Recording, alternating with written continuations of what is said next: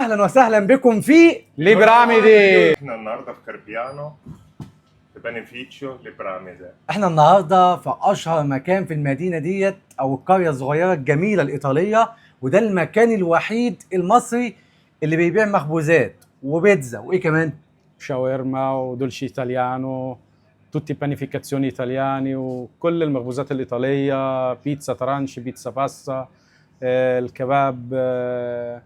عندنا تانتا سبيشاليتا إيطاليانا يعني. كله فريق العمل ده كله مصري. الاستاذ كامل طبعا صاحب المكان، حبيبي، الرجاله دول الله كلهم يخليك. مصريين، وتحيا مصر ام الدنيا. حبيبي وكل الزباين هنا ايطاليين، مفيش حد بيجي هنا غير ايطاليين لان القريه دي كلها ايطاليين، صح كده؟ بالظبط كده. يلا بينا نفرجكم على المكان، واهلا وسهلا بكم في ليبراميدي نوميرو اونو. النهارده احنا في قريه ريفيه جنب ميلانو اسمها كاربيانو، وده المحل الوحيد المصري اللي في القريه كلها. اهلا وسهلا استاذ كامل. اهلا بيك يا استاذ حليم. قول لي نورت الدنيا. المحل هنا بقاله كام سنه ومين اللي فتحه؟ احنا هنا من 2005، والدي اللي فتح، وقبل هنا كان في بلد اسمها ميلينيانو، قرية جنبنا، هو اللي فتح البيزنس وكبره، وانا اشتغلت معاه انا وعمي واخويا والشباب الاستاف اللي شغال معانا كلنا طبعا. اسم المحل ايه؟ اسم المحل بانيفيتشو ليبراميدي، يعني مخبوزات الاهرامات. نشتغل باستيتشاريه وبيتزا وشاورما طب يلا بينا نتفرج على المحل جوه. يلا بينا بقى، اتفضلوا اتفضلوا يا جماعه معانا. اتفضل. تمام. طبعا يا حبيبي جماعه اول نورتنا. حاجه المحل طبعا حلال. الحمد لله ما عندناش لا خمور استنى ولا بس، هنا هينيكن زيرو الكحول. زيرو طبعا، الحمد زيرو لله. الكحول، كل حاجه هنا زيرو الكحول، مفيش كحول هنا نهائي. الحمد لله. اللحوم كلها حلال. الحمد لله طبعا. بقالكم طبعا. 25 سنه تقريبا. بقالنا هنا في كاربيانو من 2005. قبل 2005 كاربيانو كنا في بنتكلم في ميلينيانو. 20 سنه تقريبا. 20 21 سنه.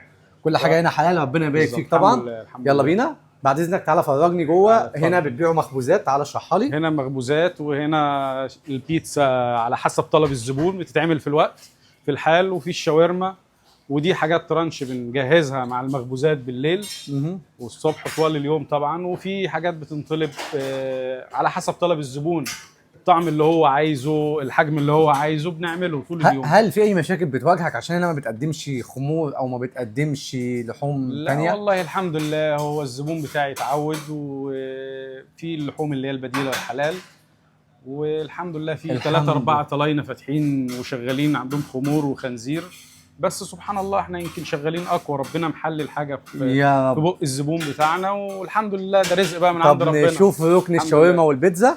ماشي اتفضل اتفضل اتفضل. بعد اذنك تعالى معانا كده. اتفضل. طبعا عرفنا على الشيف، حضرتك منين؟ ازيك يا شيف؟ الشيف محمود. حضرتك البيتزايولو منين؟ بتاعنا. ده البيتزايولو. البيتزايولو بتاعنا ده الشيف العمومي هنا. معانا عمر مع بعض يعني. بقاله كام سنه؟ بقالي 6 سنين هنا في المكان ده، و15 سنه في ايطاليا عموما يعني. والاستاذ بقاله قد ايه؟ الاستاذ مصطفى لسه حديث، هو بقالوش سنه هنا في ايطاليا. لسه جاي. لسه جاي من المنوفيه برضه. من المنوفيه، ابن عمتي.